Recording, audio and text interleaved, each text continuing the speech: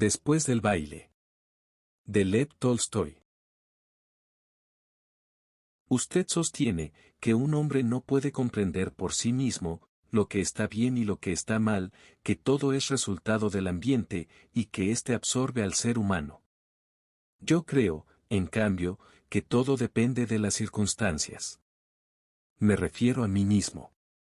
Así habló el respetable Iván Vasilievich, después de una conversación, en que habíamos sostenido que, para perfeccionarse, es necesario, ante todo, cambiar las condiciones del ambiente en que se vive.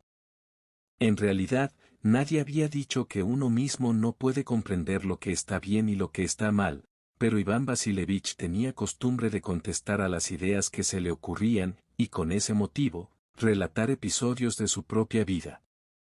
A menudo, se apasionaba tanto, que llegaba a olvidar por qué había empezado el relato. Solía hablar con gran velocidad. Así lo hizo también esta vez. Hablaré de mí mismo. Si mi vida ha tomado este rumbo, no es por el ambiente, sino por algo muy distinto. ¿Por qué? Preguntamos. Es una historia muy larga. Para comprenderla, habría que contar muchas cosas. Pues cuéntelas, le rogamos todos. Iván Vasilievich movió la cabeza, sumiéndose en reflexiones. Mi vida entera ha cambiado, por una noche, o mejor dicho, por un amanecer. ¿Qué le ocurrió? Quisimos saber, llenos de curiosidad. E Iván Vasilievich comenzó su relato. En aquel tiempo, yo estaba muy enamorado. Antes lo había estado muchas veces, pero aquel fue mi gran amor. Esto pertenece al pasado. Ella tiene ya hijas casadas. Se trataba de Varenka B., e Iván Vasilievich nos dijo el apellido. A los 15 años, era ya una belleza notable, y a los 18, estaba encantadora, era esbelta, llena de gracia y majestad, sobre todo de majestad. Se mantenía muy erguida, como si no pudiera tener otra actitud. Llevaba la cabeza alta, lo que, unido a su belleza y a su estatura, a pesar de su extremada delgadez, le daba un aire regio que hubiera infundido respeto, a no ser por la sonrisa, alegre y afectuosa, de sus labios y de sus encantadores y brillantes ojos. Todo su ser emanaba juventud y dulzura. Qué bien la describe, Iván Vasilievich, dijimos. Por mucho que me esfuerce, nunca podré hacerlo de modo que comprendan ustedes cómo era. Lo que voy a contarles ocurrió entre los años 1840 y 1850. En aquella época, yo era estudiante de una universidad de provincia. No sé si eso estaba bien o mal, pero el caso es que, por aquel entonces, los estudiantes no tenían círculos, ni teoría política alguna. Éramos jóvenes, y vivíamos como le es propio a la juventud, estudiábamos y nos divertíamos. Yo era un muchacho alegre y vivaracho, y además, tenía dinero.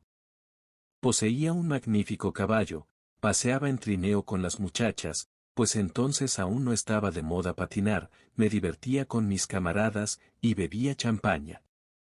Si no había dinero, no bebíamos nada, pero no como ahora, que se bebe vodka. Las veladas y los bailes constituían mi mayor placer. Bailaba perfectamente, y era un hombre bien parecido. No se haga el modesto, lo interrumpió una dama, que estaba entre nosotros. Hemos visto su fotografía de aquella época. No es que estuviera bastante bien, era usted un hombre muy guapo. Bueno, como quiera, repuso Iván Vasilievich, con incomodidad, pero no se trata de eso. Por aquel entonces, estaba muy enamorado de Varenka. El último día de carnaval, asistí a un baile en casa del mariscal de la nobleza de la provincia, un viejo chambelán de la corte, rico, bondadoso y muy hospitalario. Su mujer, tan amable como él, recibió a los invitados luciendo una diadema de brillantes y un vestido de terciopelo, que dejaba al descubierto sus hombros, blancos y gruesos, que recordaban los retratos de la emperatriz Elisabetta Petrovna. Fue un baile magnífico. En la espléndida sala, había un coro, una célebre orquesta compuesta por los siervos de un propietario aficionado a la música, un bufete exquisito, y un mar de champaña. No bebía, a pesar de ser aficionado al champaña, porque estaba ebrio de amor. Pero, en cambio, bailé cuadrillas, valses y polcas, hasta extenuarme, y como es natural, siempre que era posible, con Varenka. Llevaba un vestido blanco, con cinturón rosa, y guantes blancos de cabritilla, que le llegaban hasta los codos, y escarpines de satén blancos. Un antipático ingeniero, llamado Anisimov, me birló la mazurca, invitando a Varenka en cuanto entró en la sala, cuando yo aún no había llegado al baile, pues me había entretenido en la peluquería, y en comprar un par de guantes. Bailé esa mazurca con una muchachita alemana, a la que antaño había cortejado un poco. Me figuro que aquella noche fui muy descortés con ella, no le hablé ni la miré, siguiendo constantemente la esbelta figura de Varenka, vestida de blanco, y su resplandeciente rostro encendido, con hoyuelos en las mejillas, y sus bellos ojos cariñosos. Y no era el único. Todos la contemplaban, tanto los hombres como las mujeres, a pesar de que las eclipsaba. Era imposible no admirarla. Según las reglas, no bailé con Varenka aquella mazurca, pero, en realidad, bailamos juntos casi todo el tiempo. Sin turbarse, atravesaba la sala, dirigiéndose a mí, y yo me levantaba de un salto, antes de que me invitara. Varenka me agradecía mi perspicacia con una sonrisa. Cuando se alejaba de mí, mientras daba la mano a otro, se encogía de hombros y me sonreía con expresión compasiva, como si quisiera consolarme. Cuando bailábamos algún vals, Varenka sonreía, diciéndome, con respiración entrecortada, más deprisa, y yo seguía dando vueltas y más vueltas, sin sentir mi propio cuerpo. ¿Cómo no lo iba a sentir? Supongo que, al enlazar el talle de Varenka, hasta sentiría el cuerpo de ella, dijo uno de los presentes. Súbitamente, Iván Vasilevich enrojeció, y exclamó, casi a voz en grito. Así son ustedes, los jóvenes de hoy día. No ven nada, excepto el cuerpo. En nuestros tiempos, era distinto. Cuanto más enamorado estaba, tanto más inmaterial era Varenka para mí. Ustedes solo ven los tobillos, las piernas y otras cosas de la mujer de la que están enamorados. En cambio, para mí, el objeto de mi amor, se me aparecía con vestiduras de bronce. Ustedes no pueden comprender esto. No le haga caso, siga usted, intervino uno de nosotros. Bailé, casi toda la noche, sin darme cuenta de cómo pasaba el tiempo. Los músicos ya repetían sin cesar el mismo tema de una mazurca, como suele suceder al final de un baile. Los papás y las mamás, que jugaban a las cartas en los salones, se habían levantado ya, en espera de la cena, y los lacayos pasaban, cada vez con mayor frecuencia, llevando bandejas. Eran más de las 2 de la madrugada. Era preciso aprovechar los últimos momentos. Volví a invitar a Varenka, y bailamos por 100ª vez. ¿Bailará conmigo la primera cuadrilla, después de cenar? Le pregunté, mientras la acompañaba a su sitio. Desde luego, si mis padres no deciden irse enseguida, me replicó, con una sonrisa. No lo permitiré, exclamé. Devuélvame el abanico, dijo Varenka. Me da pena dárselo, contesté, tendiéndole su abanico blanco, de poco valor. Tenga, para que no le dé pena, exclamó Varenka, arrancando una pluma, que me entregó. La cogí, pero únicamente pude expresarle mi agradecimiento y mi entusiasmo, con una mirada.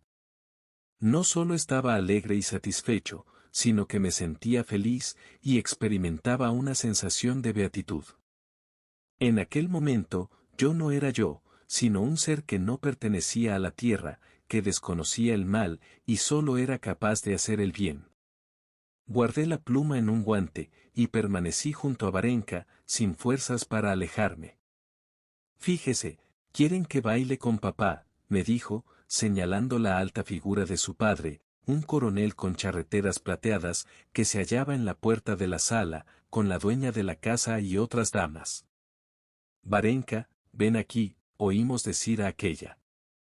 Varenka se acercó a la puerta, y yo la seguí. «Querida mía, convence a tu padre para que baile contigo». «Ande, haga el favor, Piotr Vasilevich», añadió la dueña de la casa, dirigiéndose al coronel. El padre de Varenka era un hombre erguido, bien conservado, alto y apuesto, de mejillas sonrosadas.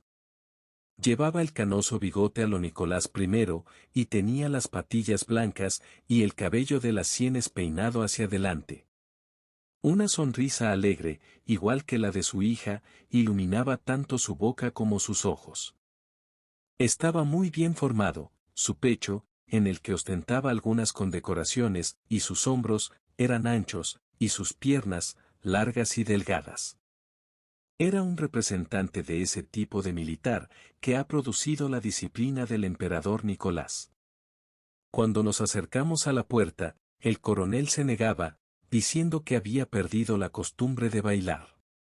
Sin embargo, pasando la mano al costado izquierdo, desenvainó la espada, que entregó a un joven servicial, y se puso el guante en la mano derecha, diciendo con una sonrisa, «Todo debe hacerse según las reglas». Después, tomó la mano de su hija, se volvió de medio lado, y esperó para entrar al compás. A las primeras notas del aire de la mazurca, dio un golpe con un pie, avanzó el otro, y su alta figura, giró en torno a la sala, ora despacio y en silencio, ora ruidosa e impetuosamente. Varenka giraba, y tan pronto acortaba, tan pronto alargaba los pasos, para adaptarlos a los de su padre. Todos los asistentes seguían los movimientos de la pareja. En cuanto a mí, no solo los admiraba, sino que sentía un enternecimiento lleno de entusiasmo. Me gustaron, sobre todo, las botas del coronel, que no eran puntiagudas, como las de moda, sino antiguas, de punta cuadrada y sin tacones. Por lo visto, habían sido fabricadas por el zapatero del batallón. Para poder vestir a su hija y hacerla alternar, se conforma con unas botas de fabricación casera, y no se compra las que están de moda, pensé, particularmente enternecido, por aquellas puntas cuadradas.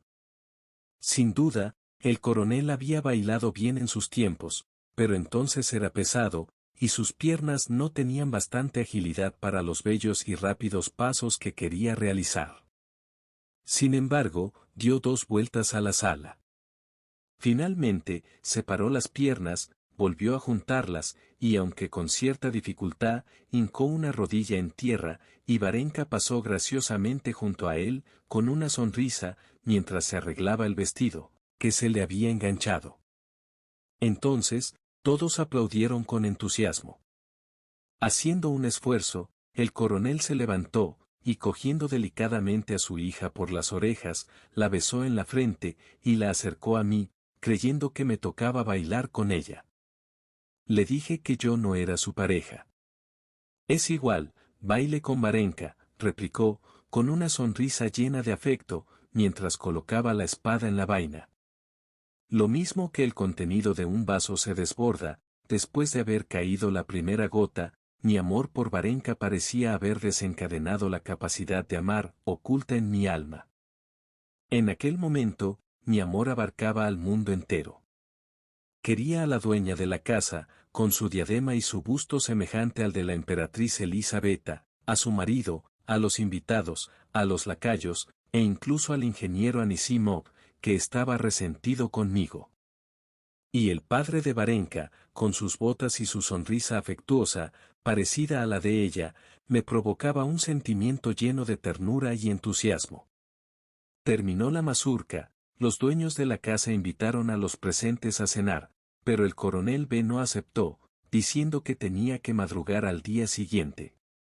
Me asusté, creyendo que se llevaría a Varenka, pero ésta se quedó con su madre. Después de cenar, bailamos la cuadrilla que me había prometido. Me sentía infinitamente dichoso, y sin embargo, mi dicha aumentaba sin cesar. No hablamos de amor, no pregunté a Varenka, ni me pregunté a mí mismo, si me amaba. Me bastaba quererla a ella. Lo único que temía, era que algo echase a perder mi felicidad.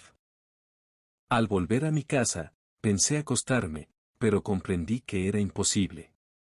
Tenía en la mano la pluma de su abanico y uno de sus guantes, que me había dado al marcharse, cuando la ayudé a subir al coche, tras de su madre. Miraba estos objetos, y sin cerrar los ojos, veía a Varenka ante mí. Me la representaba en el momento en que, eligiéndome entre otros hombres, decía con su voz agradable, el orgullo, no es eso, mientras me daba la mano con expresión alegre, o bien, cuando se llevaba la copa de champaña a los labios, y me miraba de reojo, con afecto. Pero, sobre todo, la veía bailando con su padre, con sus movimientos graciosos, mirando, orgullosa y satisfecha, a los espectadores que los admiraban. E involuntariamente, los unía a ambos en aquel sentimiento, tierno y delicado, que me embargaba. En aquella época, yo vivía solo con mi hermano. No le gustaba la sociedad, y no asistía a los bailes, además, estaba preparando su licenciatura, y hacía una vida muy metódica. Cuando llegué, estaba durmiendo. Contemplé su cabeza, hundida en la almohada, casi cubierta con una manta de franela, y sentí pena, porque no conociera ni compartiera mi felicidad. Nuestro criado Petrovska me salió al encuentro, con una vela, y quiso ayudarme a los preparativos de la noche, pero le hice retirarse de nuevo. Su cara adormilada y sus cabellos revueltos, me emocionaron. Procurando no hacer ruido, me dirigí, de puntillas, a mi habitación, donde me senté en la cama. No podía dormir, era demasiado feliz. Además, tenía calor en aquella estancia, también caldeada. Sin pensarlo más, me dirigí silenciosamente a la antesala, me puse el gabán y salí a la calle. El baile había terminado después de las 4. Y ya habían transcurrido 2 horas, de manera que ya era de día. Hacía un tiempo típico de carnaval, había niebla, la nieve se deshelaba por doquier, y caían gotas de los tejados. Los B. vivían entonces en un extremo de la ciudad, cerca de una gran plaza, en la que a un lado había paseos, y al otro un instituto de muchachas. Atravesé nuestra callejuela, completamente desierta, desembocando en una gran calle, donde me encontré con algunos peatones, y algunos trineos, que transportaban leña. Tanto los caballos, que avanzaban con paso regular, balanceando sus cabezas mojadas, como los cocheros cubiertos con arpilleras, que chapoteaban en la nieve deshelada, con sus enormes botas, y como las casas, que daban la impresión de ser muy altas entre la niebla, me parecieron importantes y agradables. Cuando llegué a la plaza, al otro extremo, en dirección a los paseos, distinguí una gran masa negra, y oí sones de una flauta y de un tambor. En mi fuero interno, oía constantemente el tema de la mazurca. Pero estos sones eran distintos, se trataba de una música ruda y desagradable. ¿Qué es eso?, pensé, mientras me dirigía por el camino resbaladizo, en dirección a aquellos sones. Cuando hube recorrido unos 100 pasos, vislumbré a través de la niebla muchas siluetas negras. Debían de ser soldados. Probablemente, están haciendo la instrucción, me dije, acercándome a ellos, en pos de un herrero con pelliza y delantal mugrientos, que llevaba algo en la mano. Los soldados, con sus uniformes negros, formaban 2 filas, una frente a la otra, con los fusiles en descanso. Tras ellos, el tambor y la flauta repetían sin cesar una melodía, desagradable y chillona. ¿Qué hacen?, pregunté al herrero que estaba junto a mí.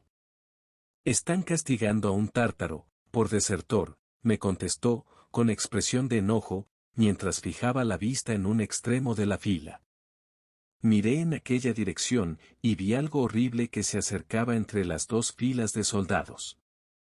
Era un hombre con el torso desnudo, atado a los fusiles de 2 soldados que lo conducían. A su lado, avanzaba un militar alto, con gorra y capote, que no me fue desconocido.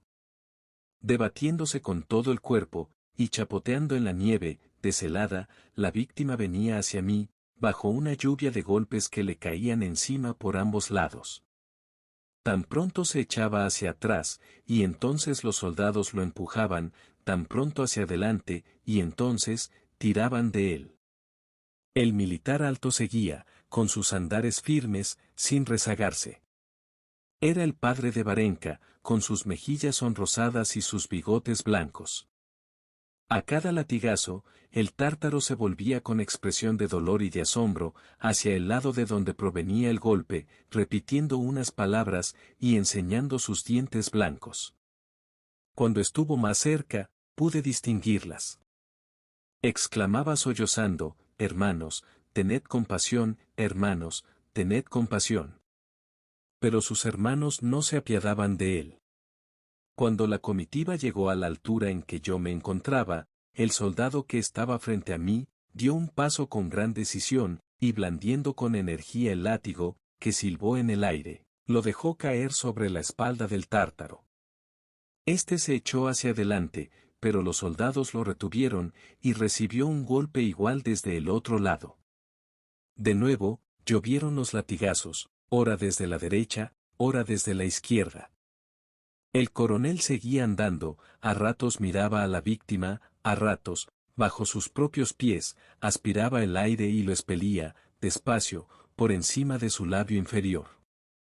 Cuando hubieron pasado, vislumbré la espalda de la víctima, entre la fila de soldados. La tenía magullada, húmeda y tan roja, que me resistí a creer que pudiera ser la espalda de un hombre. «Dios mío», murmuró el herrero, tan horrorizado como yo. La comitiva se iba alejando. Los golpes seguían cayendo por ambos lados, sobre aquel hombre, que se encogía y tropezaba. El tambor redoblaba lo mismo que antes, y se oía el son de la flauta. Y lo mismo que antes, la apuesta figura del coronel, avanzaba junto a la víctima. Pero, de pronto, se detuvo, y acercándose apresuradamente a uno de los soldados, exclamó: «Ya te enseñaré. ¿Aún no sabes azotar como es debido?». Vi cómo abofeteaba, con su mano enguantada, a aquel soldado atemorizado, enclenque y bajito, porque no había dejado caer el látigo con bastante fuerza, sobre la espalda enrojecida del tártaro. «Que traigan látigos nuevos», ordenó el coronel. Al volverse, se fijó en mí, y fingiendo que no me había conocido, frunció el ceño, con expresión severa e iracunda, y me dio la espalda. Me sentí tan avergonzado, como si me hubiesen sorprendido, haciendo algo reprensible. Sin saber dónde mirar, bajé la vista, y me dirigí apresuradamente a casa. Durante el camino, no cesaba de oír el redoble del tambor, el son de la flauta, las palabras de la víctima, cuando dijo: «Hermanos, tened compasión», y la voz irritada y firme del coronel, gritando: «¿Aún no sabes azotar como es debido?». Una angustia casi física, que llegó a provocarme náuseas, me obligó a detenerme varias veces. Me parecía que iba a devolver todo el horror que me había producido aquel espectáculo. No recuerdo cómo llegué a casa, ni cómo me acosté. Pero en cuanto empecé a conciliar el sueño, volví a oír y a ver aquello, y tuve que levantarme. El coronel debe de saber algo que yo ignoro, pensé. Si supiera lo que él sabe, podría comprender, y no sufriría por lo que acabo de ver. Pero, por más que reflexioné, no pude descifrar lo que sabía el coronel. No conseguí dormir hasta la noche siguiente, y solo después de haber estado en casa de un amigo, donde bebí hasta emborracharme. ¿Creen ustedes que entonces llegué a la conclusión de que había presenciado un acto reprensible? Nada de eso. Si esto se hace con tal seguridad, y todos admiten que es necesario, es que saben algo que yo ignoro, me decía, procurando averiguar lo que era. Sin embargo, nunca lo conseguí. Por tanto, no pude ser militar como había sido mi deseo. Tampoco pude desempeñar ningún cargo público, ni he servido para nada, como ustedes saben. Bien conocemos su inutilidad. Exclamó uno de nosotros. Es mejor que nos diga, cuántos seres inútiles existirían, a no ser por usted. ¡Qué tonterías! Replicó Iván Vasilevich con sincero enojo. ¿Y qué pasó con su amor? Preguntamos. ¿Mi amor? Desde aquel día empezó a decrecer. Cuando Varenka y yo, íbamos por la calle, y se quedaba pensativa, con una sonrisa, cosa que le ocurría a menudo, inmediatamente recordaba al coronel en la plaza, y me sentía violento y a disgusto. Empecé a visitarla con menos frecuencia. Así fue, como se extinguió mi amor. Ya ven ustedes, concluyó Iván Vasilevich, como las circunstancias, pueden, en apenas un momento, cambiar el rumbo de la vida de un hombre. Fin.